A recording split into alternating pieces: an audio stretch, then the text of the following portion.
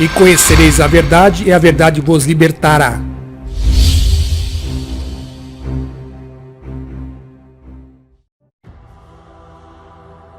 A crucificação de Jesus.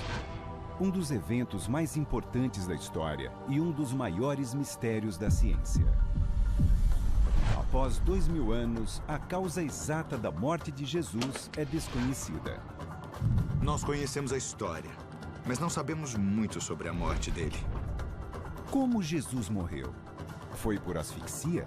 Resultado da tortura? Agora, um homem parte em busca de uma resposta. O que, por quê e como? Isso me intriga. Passo a passo, o patologista forense Michael Hunter recria o último dia de Jesus usando tecnologia de ponta. Tudo bem aí? Sim, tranquilo. Uma bateria de exames forenses. Imagine tentar respirar. E novas descobertas arqueológicas. Nós precisamos de uma evidência. Para finalmente desvendar o enigma da crucificação.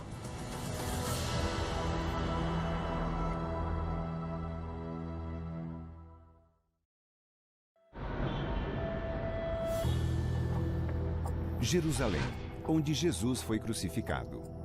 Sua morte leva ao surgimento do cristianismo, uma religião que transforma a vida de bilhões de pessoas.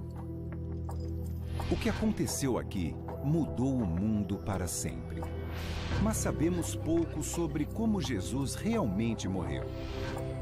Como a crucificação causou sua morte. Agora, um cientista forense investiga, usando a tecnologia mais moderna para ajudar a resolver este mistério de 2000 anos. Eu sou um patologista forense. O que eu faço é determinar por que as pessoas morrem. Nós somos basicamente as últimas pessoas que podem fazer isso. Responder as perguntas que não seriam respondidas de outra forma. O Dr. Michael Hunter, um renomado patologista americano, já realizou mais de 3.000 exames pós-morte. Como cristão e cientista, a morte de Jesus o intriga. Para ele, é o maior caso não resolvido da história. O que aconteceu com Jesus? Isso é importante para mim. Eu quero investigar, eu quero tentar determinar pelo que ele passou e o mecanismo de sua morte.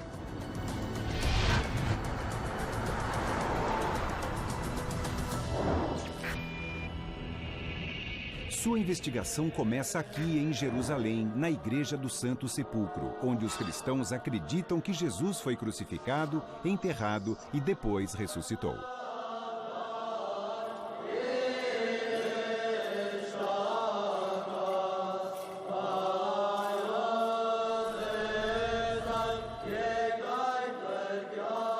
É uma experiência extremamente tocante para mim.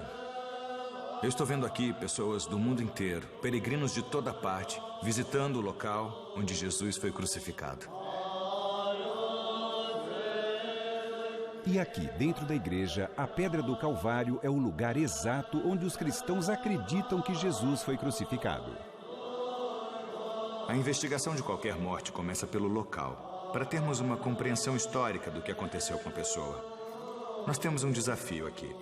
Como não existe um corpo, será difícil determinar o que aconteceu com ele na cruz. Resolver um caso de 2000 anos não é fácil. E com pouca evidência física, o Dr. Hunter precisa começar pelos relatos bíblicos da morte de Jesus e segui-los passo a passo em busca de pistas. Através dos evangelhos, emerge um retrato do último dia de Jesus. Primeiro, ele é preso e julgado. Depois, ele é brutalmente açoitado, forçado a carregar uma cruz e, finalmente, é crucificado. O Evangelho de Marcos contém uma pista valiosa. Jesus leva 6 horas para morrer na cruz. Mas nenhum dos evangelhos fornece qualquer outro detalhe.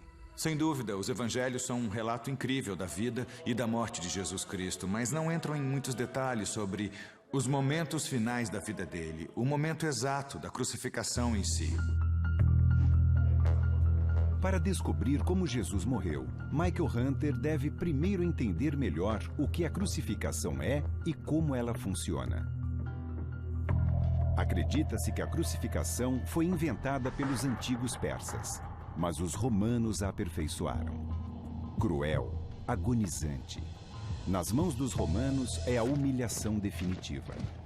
As vítimas são expostas nos lugares mais públicos para que todos as vejam. Ela é usada em criminosos e revolucionários. Ao longo de 500 anos, os romanos crucificaram dezenas de milhares de pessoas. Mas como as vítimas morriam? O Dr. Hunter inicia sua investigação médica por uma teoria bastante popular: a asfixia. Eu diria que a asfixia é o mecanismo da morte mais provável. Ser posicionado em uma cruz pode, sim, prejudicar a capacidade respiratória. Isso é uma coisa que nós temos que examinar e provavelmente examinar primeiro.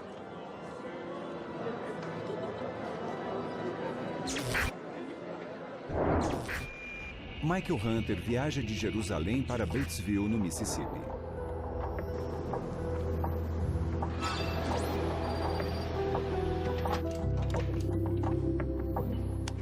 O Dr. David Ball é médico e ex-diretor de pronto-socorro. Ele investiga a morte de Jesus há mais de 30 anos. Hoje ele convocou 3 voluntários para descobrir os efeitos da crucificação sobre o corpo humano.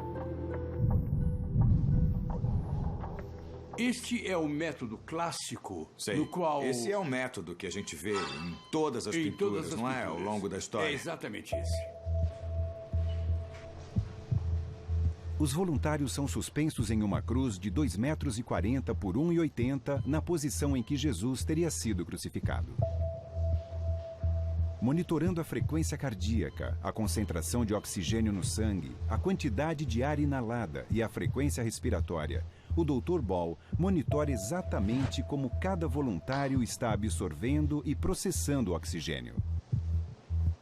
Lee, como está? Tem alguma coisa doendo? Tem sim, as pernas. E especialmente os ombros, parece que eles saíram do lugar. Tá. Enquanto der, aguenta firme. Você consegue mais? Sem problema. Tá bom. Eu quero que você aguente o quanto der. Tá. Não exagere. O equipamento de emergência está à mão caso algo dê errado. Tudo bem aí? Sim, tudo bem. Mas eu tô no limite. Tá bom. Onde dói? Nos braços e nas pernas. Os braços estão pesados. Certo. Ele tá sofrendo bastante. Há quanto tempo ele tá aí? Ele está aí há pouco mais de 5 minutos. Em minutos, o equipamento de monitoração revela que o sangue dos voluntários transporta cada vez menos oxigênio pelo corpo. Para compensar, o coração tem que bater mais rápido. O pulso dele está acelerando. E a saturação está caindo? Caiu. Estava em 98% e caiu para 91% depois de alguns minutos. A respiração A subiu. respiração acelerou bastante. 24, 25. Há quanto tempo ele tá aí? 5 5 minutos. minutos. Com o passar do tempo, os voluntários têm dificuldade para achar uma posição suportável na cruz. O pulso e a frequência respiratória mudam dramaticamente. O pulso está em 150, 160. Estas alterações podem ser os sinais de asfixia através da crucificação que Michael Hunter está procurando.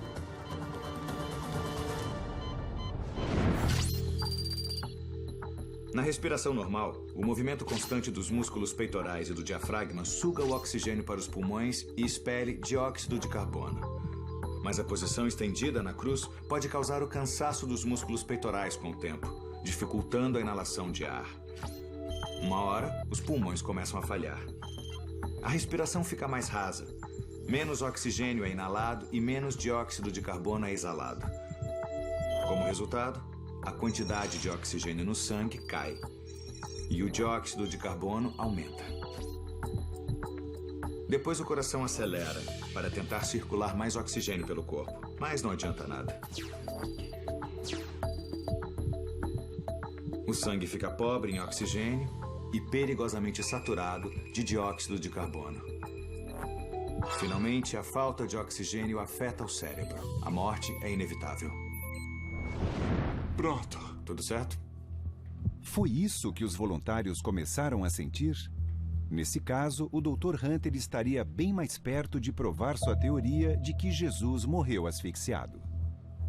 Qual foi a sensação para você? Foi que a respiração, ela não estava tão ruim. Foram as coxas, Sei. cãibras, dor extrema. Mas você sentiu que estava perdendo ar ou foi mais... Não, a respiração. Foram mais os braços. Ele está suando, ele fez esforço, está cansado, está exausto, mas não está sem ar. Não há alargamento das narinas, ele não está respirando com dificuldade nem pela boca, ele está bem. Os voluntários chegam ao seu limite. O tempo médio é 8 minutos. A respiração não parece ter sido afetada após um período tão curto.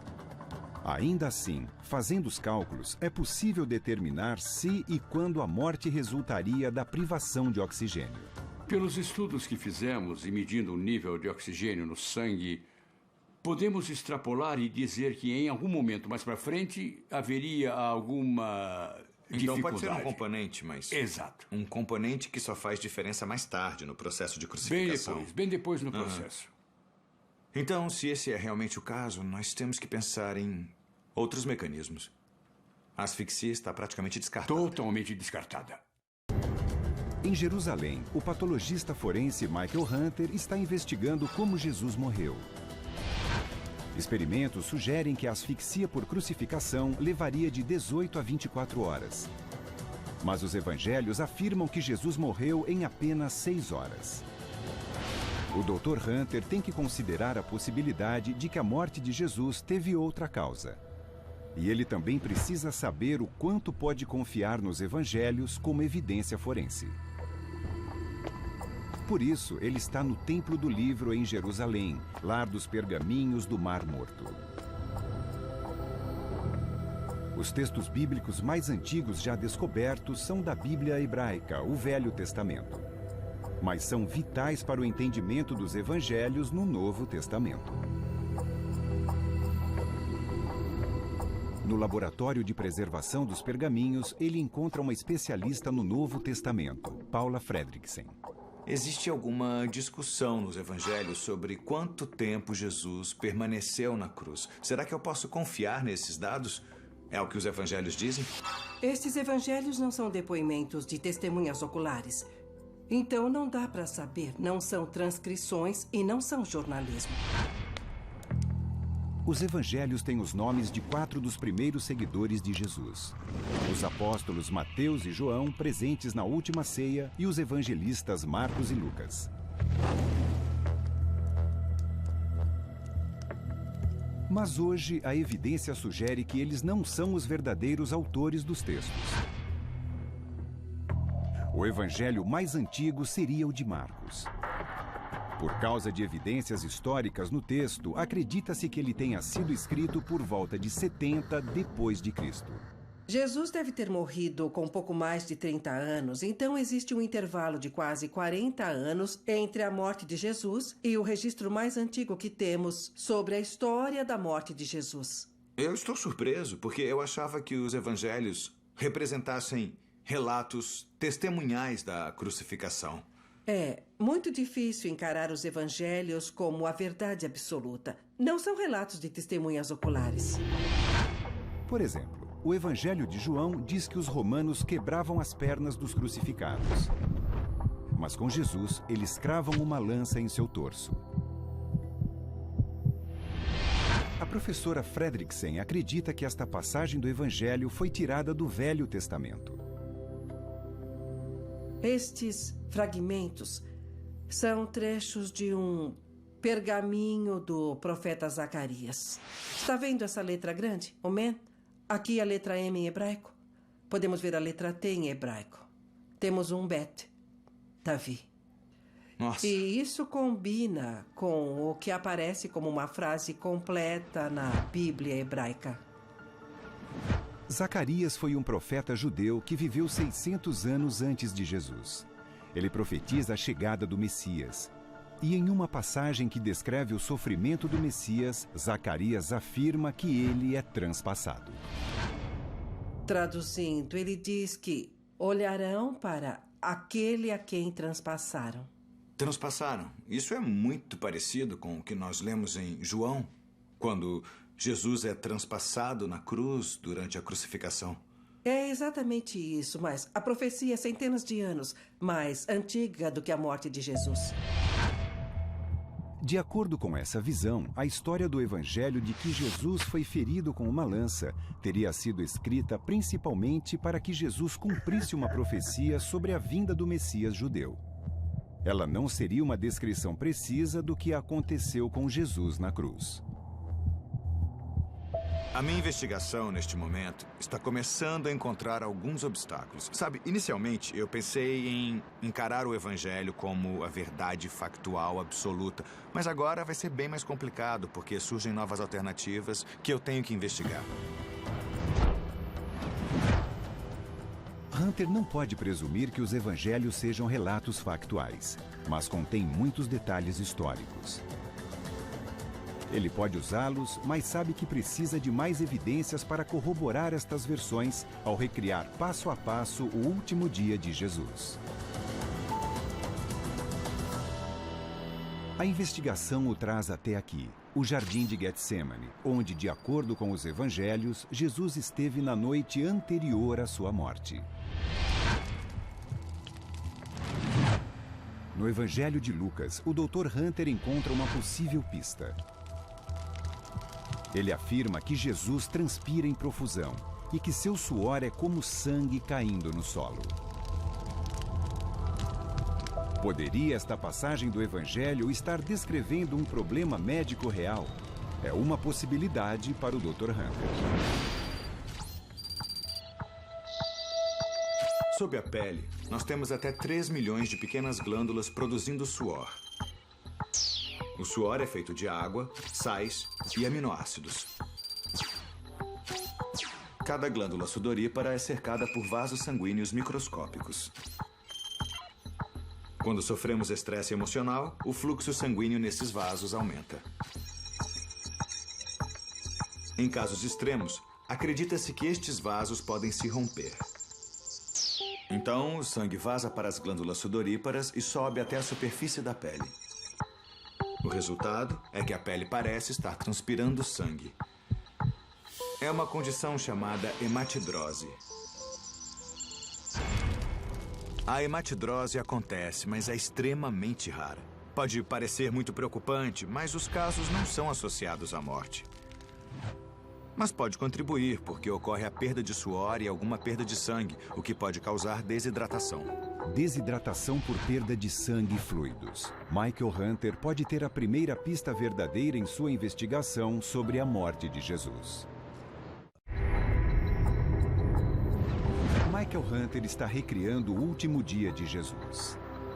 Ele está em busca de evidências forenses que sustentem os relatos bíblicos e procurando pistas sobre o que pode ter causado a morte de Jesus. Na noite anterior à crucificação, Jesus é preso no Jardim de Getsemane.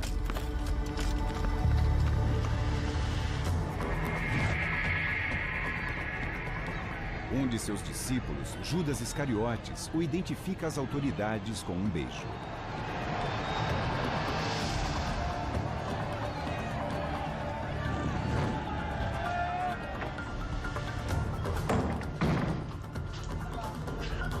Jesus é levado à presença do prefeito romano Pôncio Pilatos. Ele é acusado de sedição por supostamente alegar ser o rei dos judeus. O professor de história Jonathan Price é um especialista em lei, ordem e punição romanas. Ele está ajudando Michael Hunter a avaliar a precisão histórica dos evangelhos. Esta igreja marca o lugar onde, segundo a tradição, Jesus foi julgado diante do prefeito romano, Pilatos. O Evangelho diz que Jesus foi condenado à morte por crucificação, mas antes ele deve ser flagelado ou brutalmente chicoteado. De acordo com o que nós sabemos, é provável que Jesus tenha sido chicoteado? Sim. A flagelação era parte integral da pena de crucificação. Uma humilhação pública, uma demonstração clara da posição de autoridade romana sobre um criminoso comum.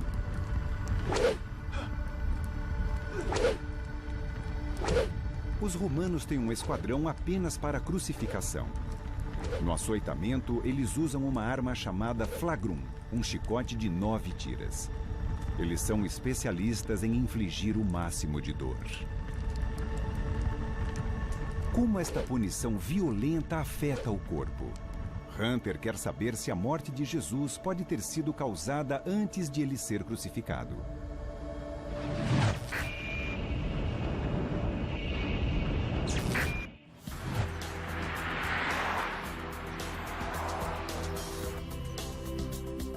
Ele recorre à doutora Heather Walsh Heaney, uma antropóloga forense da Universidade de Gulf Coast, na Flórida. Ela é uma especialista no uso de animais mortos para estabelecer a causa da morte em humanos.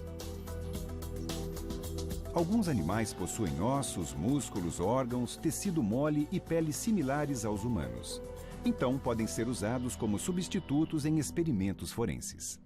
Eu já tive casos de relevância forense nos quais objetos cortantes foram usados em seres humanos para brutalizá-los, para desmembrá-los, para cortar a cabeça, os membros, o que for. E eu reproduzi esse tipo de trauma. Então, este trabalho com exemplares é muito importante.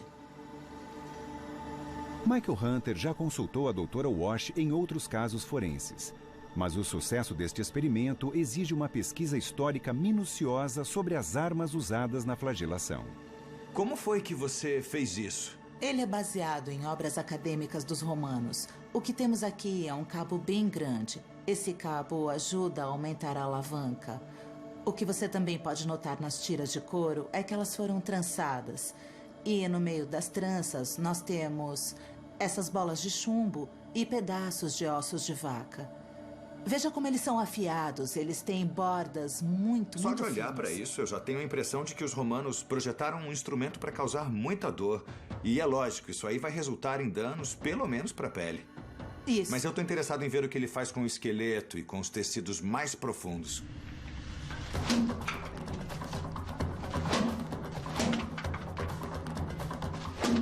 Não existem registros de quantas chicotadas os romanos aplicavam.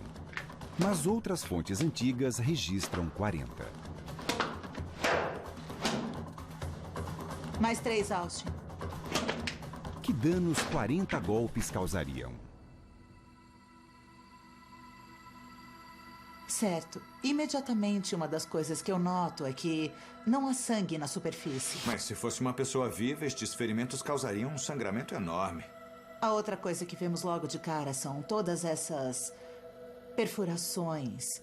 Exato. Olha, vai ser bem interessante ver como é que a caixa torácica ficou desse lado. Então, o próximo passo é a autópsia. Isso.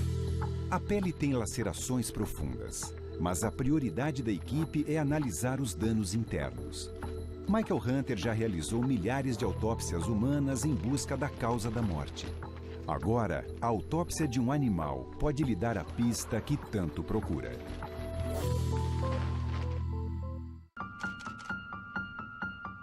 O patologista forense Michael Hunter faz autópsia de um animal para investigar os efeitos da flagelação com um chicote romano. Ele procura lesões internas para determinar se uma pessoa teria sofrido da mesma forma. Nós vamos fazer o que fazemos em qualquer autópsia. Nós começamos removendo o tecido sobre o peito. A caixa torácica está intacta. Mas estamos vendo alguma coisa aqui. O que é? O que é isso? Uau! Nossa, que estranho. Nossa! Temos uma pequena fratura bem aqui na costela. Mais para cima. Tem pedaços totalmente soltos, não é? É. Certo. Foi totalmente macerado. Ou seja, o impacto é tão severo que nós temos costelas fraturadas. Anterolateral, lateral e, principalmente, posterior.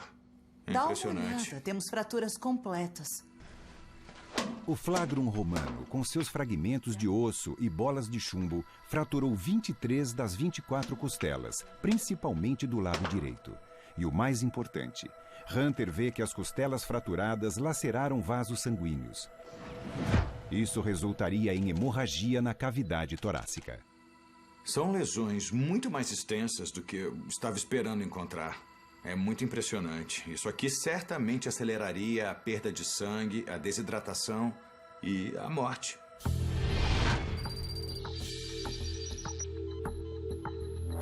Se fosse um ser humano, as lascas de costela penetrariam a cavidade torácica e perfurariam os pulmões. Como resultado, o espaço ao redor dos pulmões seria preenchido por sangue e ar.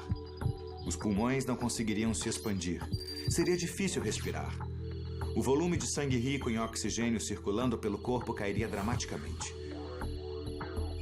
Quando existe uma perda de 40%, há o risco de falência múltipla dos órgãos. Uma condição chamada choque hipovolêmico. O experimento revela a Hunter que a flagelação pode matar. Ele acredita que os romanos deviam saber exatamente quantas chicotadas administrar para que a vítima não morresse. Os romanos costumavam usar essa técnica para torturar e para machucar o indivíduo, mas eu acho que eles não queriam matá-lo, então eles deviam pegar mais leve com as vítimas, porque eles ainda queriam que a crucificação ocorresse. Hunter acredita que os romanos devem ter deixado Jesus à beira da morte. Agora ele deve estar desidratado após transpirar sangue e perder ainda mais sangue após a flagelação. Depois, de acordo com os evangelhos, os soldados zombam do suposto rei dos judeus com um manto e uma coroa de espinhos. Então, ele é conduzido ao local de execução, além das muralhas da cidade. A rota tradicional é conhecida hoje como Via Dolorosa, o caminho do sofrimento. Ela vai da Igreja da Condenação, colina acima, até a Igreja do Santo Sepulcro. Em um dos evangelhos, o de João, Jesus é obrigado a carregar a própria cruz no trajeto de 800 metros.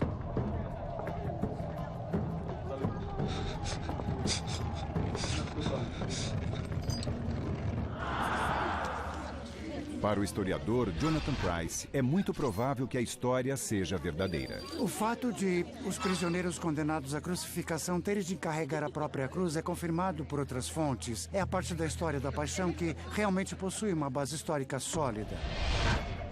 Mas Jesus teria carregado apenas a trave horizontal da cruz. Ele a carregou livremente ou acha que estaria amarrado à trave? Bom, esse é um dos detalhes da crucificação que variam, embora existisse uma espécie de procedimento padrão. Também existiam variações. Amarrado a ela ou não, a trave horizontal da cruz era feita de madeira, provavelmente carvalho. Media cerca de 1,80 m e pesava cerca de 35 quilos. Muito bem, nós temos Jesus carregando uma coisa que pesa uns 35 quilos. Ele acabou de sofrer um trauma severo. A frequência cardíaca dele deve estar subindo. A frequência respiratória também. Ele está sofrendo. Ele deve estar desidratado por causa da perda de sangue. E ele está carregando um objeto pesado. Então, eu imagino que ele devia estar com as pernas cansadas, ele podia estar desorientado. E isso levanta a possibilidade dele possivelmente ou provavelmente cair.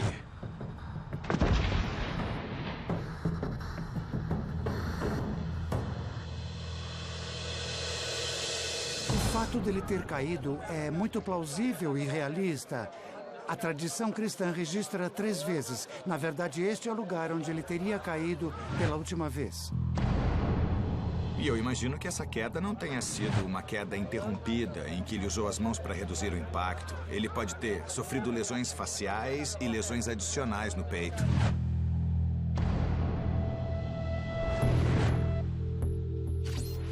Quando o corpo humano se choca contra outro objeto, como em uma batida de carro, o peito pode ser comprimido, resultando em fratura das costelas e danos aos órgãos internos, especialmente os pulmões e o coração. A gravidade da lesão depende de 3 fatores: a massa, a velocidade e a desaceleração dos objetos em colisão. Em uma batida de carro, quanto mais forte o impacto, maiores são os danos. O tecido muscular do coração pode se romper e encher de sangue o pericárdio, em volta do coração. A capacidade de bombeamento do coração é suspensa e ocorre uma parada cardíaca. Hunter acredita que o coração e os pulmões de Jesus já estão sob enorme pressão após os ferimentos da flagelação. Agora ele quer investigar que danos uma queda com um peso de 35 quilos causaria. Ele viaja para um centro de testes a 3.700 quilômetros dali, na Inglaterra. O laboratório usa bonecos sofisticados para estudar o que acontece com seres humanos em acidentes automotivos violentos. Sensores dentro dos bonecos medem a força da batida, o impacto e o trauma resultantes em humanos.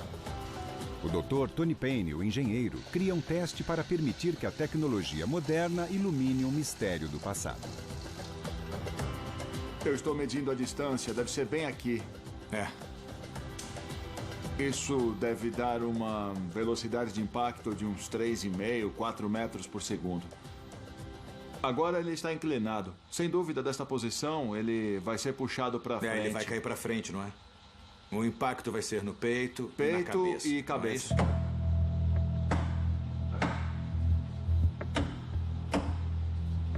Testando. 3, 2, 1. O Dr. Michael Hunter está investigando a morte de Jesus. Parece que ele sofreu um impacto forte no peito. Na tradição cristã, Jesus cai 3 vezes com a cruz. Para avaliar o impacto destas quedas, o Dr. Hunter está em um laboratório de testes de impacto na Inglaterra. Com as mãos atadas à trave, o boneco cai aproximadamente da mesma altura e ângulo de Jesus e carregando o mesmo peso. Tuf, ele chega aqui cá. Qual será o dano? A primeira coisa a ser avaliada é o impacto no crânio. Essa é a aceleração da cabeça, medida pelo acelerômetro. A gente tem um pouco menos de 350 Gs, e isso é considerável. A possibilidade de fratura craniana começa em cerca de 220, então, sem dúvida, estamos na área de um traumatismo craniano ou então concussão. Em seguida, Michael Hunter deve avaliar os danos à parede torácica e à caixa torácica. Embora esta não seja uma lesão peitoral grave, sem dúvida nenhuma, este nível de impacto causaria 1 ou 2 costelas fraturadas. É um golpe no peito bastante considerável. Se repetirmos a queda diversas vezes, as consequências gerais podem ser bem piores. O boneco atinge o solo a cerca de 16 km por hora, o bastante para causar fraturas nas costelas. Jesus já podia estar com costelas quebradas após a flagelação. O Dr. Hunter acredita que cair várias vezes com a trave horizontal da cruz aumenta consideravelmente o risco de danos graves aos órgãos. Digamos que um indivíduo já tivesse sofrido danos consideráveis no peito. Eu imagino que eles piorariam bastante com o passar do tempo. Sem dúvida, as lesões se acumulariam uma por cima da outra. Ou seja, perda de sangue e possível hipovolemia podem ter contribuído para a aceleração da morte, mesmo antes da crucificação em si. Certamente. As quedas com a cruz podem ter contribuído para a morte de Jesus. Mas, segundo o Dr. Hunter, as lesões observadas indicam que os romanos não amarraram Jesus à trave, como alguns acreditam. Esta é uma descoberta histórica potencialmente significativa. Isso me faz pensar que amarrar alguém com uma corda enquanto ele carrega uma trave como esta e sofre lesões repetidas na cabeça não era provável. O objetivo principal dos romanos era colocar o indivíduo na cruz. O Dr. Hunter está desvendando o mistério da morte de Jesus. E o que acontece no caminho até a cruz é fundamental. Jesus deve estar sofrendo de hipovolemia, a perda de volume sanguíneo, hemotórax, sangramento na cavidade torácica e com sérias dificuldades para oxigenar o corpo. Michael Hunter está perto de descobrir como Jesus morreu. Mas para entender como estes fatores se manifestam na cruz, ele tem que saber exatamente como Jesus foi crucificado. 2000 anos de arte e iconografia cristãs retratam Jesus pregado à cruz de forma bem específica, com os braços abertos e os pés unidos. Mas ele foi crucificado desta forma? E que efeito a posição de Jesus na cruz teve sobre a causa de sua morte? É quase impossível encontrar evidências físicas de uma crucificação. A madeira apodrece e os pregos de ferro teriam sido removidos e reciclados ou levados como amuletos da sorte. Mas Michael Hunter está na Universidade de Tel Aviv, em Israel. Aqui, o professor de antropologia forense Israel Hershkovitz fez uma descoberta notável. Seus segredos ficam aqui, é? É um dos momentos mais dramáticos. Aqui temos o osso do calcanhar. É um osso do calcanhar com um prego de crucificação atravessado. Descoberto em uma tumba em Jerusalém, ele data da época de Jesus. É a primeira evidência direta de crucificação já encontrada. É um típico prego romano, sabe? Com a cabeça grande e redonda, como podemos ver aqui. E dá para ver que o prego entra pelo lado do osso e não pela frente. Certo. De acordo com esta evidência, as vítimas eram pregadas à cruz pelo calcanhar e não pelo peito dos pés. E o comprimento do prego, um pouco mais de 10 centímetros, indica que os calcanhares eram pregados separadamente e não juntos.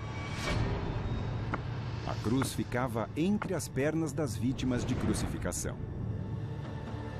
É uma pista notável sobre como exatamente Jesus pode ter sido crucificado. Com 2 pregos, cada calcanhar é pregado separadamente. Separadamente. A análise forense do professor Hershkovitz desta evidência arqueológica contesta a ideia tradicional de como Jesus foi pregado à cruz. Michael Hunter é forçado a repensar como exatamente Jesus morreu. O Dr. Michael Hunter está examinando uma descoberta única: o calcanhar trespassado por um prego de um homem crucificado. Ele mostra que por 2000 anos, os cristãos vêm imaginando Cristo na posição errada na cruz. Agora, ele examina mais 3 pregos de crucificação da época de Jesus encontrados em outra tumba em Jerusalém. Os únicos pregos de mãos já descobertos. Isso é muito raro, porque ninguém sabe da existência de outro conjunto de pregos. O mais incrível é que todos os 3 pregos têm vestígios de ossos. Certo. Analisando os fragmentos de ossos encontrados nos pregos, Hershkovitz descobre que as vítimas foram pregadas à cruz não pelas palmas, mas pelas costas das mãos. Assim e assim, certo? Agora põe as mãos no lugar exato. Maravilha. O prego passa pelo que chamamos de região dorsal da mão. É, pelas costas da mão. Se as vítimas são crucificadas desta forma e a crucificação de Jesus segue o mesmo padrão, uma das imagens mais marcantes da civilização ocidental, que é Jesus na cruz, pode estar errada. E ao pregar as vítimas desta forma, os romanos parecem ter um propósito cruel e deliberado. Esta opção faz muito mais sentido porque dá mais apoio na cruz. Era isso que eu ia dizer agora. Porque você sustenta o corpo com os seus braços. Ou seja, se eles queriam prolongar a crucificação... Exato. Esse aqui era um bom jeito, porque eles se apoiavam com os pés e com os braços. O professor Hershkovitz também acha que as vítimas têm um apoio para os pés. Os romanos projetaram a crucificação deliberadamente desta forma para que ela durasse vários dias. Afinal, a ideia era humilhar as pessoas e aterrorizar o público. Quando as pessoas passavam e viam aquilo, Isso. elas viam do que os romanos eram capazes. E a ideia era mantê-los vivos na cruz pelo maior tempo possível. E você acha que Jesus foi posicionado desse jeito ou não? Ele era um caso especial? Bom, com base na evidência, em parte por causa do local e em parte por causa da época de Jesus, eu acredito que ele foi crucificado desta forma. Se Jesus é crucificado desta maneira, ele pode sobreviver na cruz por dias. Então, sua morte em 6 horas, como descrita no Evangelho, é extraordinariamente rápida. Agora, Michael Hunter está se aproximando da causa da morte de Jesus. E ele acredita saber como Jesus pode ter morrido tão rápido. Ele examinou cientificamente cada passo da história da crucificação.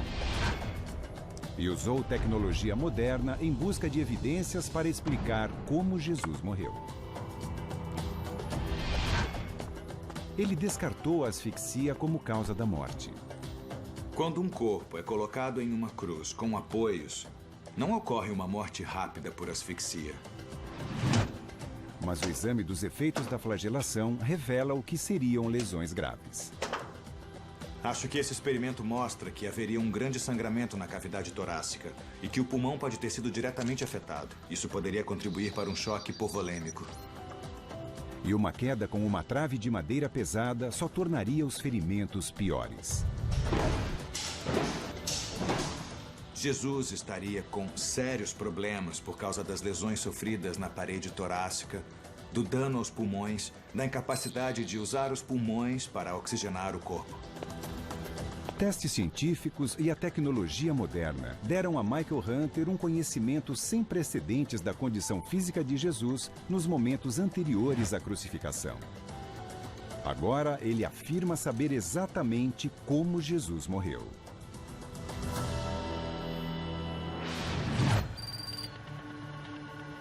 Eu acredito que Jesus está desidratado devido à transpiração excessiva, sangramento externo e falta de ingestão de fluidos. Ele deve estar com uma hemorragia no peito devido às costelas quebradas. Seus órgãos internos também podem ter se rompido e estar sangrando. Com os pulmões funcionando parcialmente, ele tem dificuldade para respirar e para circular o sangue e o oxigênio pelo corpo. Depois de perder 20% do sangue, ele começa a entrar em hipovolemia. Seus órgãos, seu coração e seu cérebro precisam de mais sangue e oxigênio. O choque hipovolêmico, resultando em falência respiratória e parada cardíaca, explica como Jesus pode ter morrido depois de 6 horas na cruz.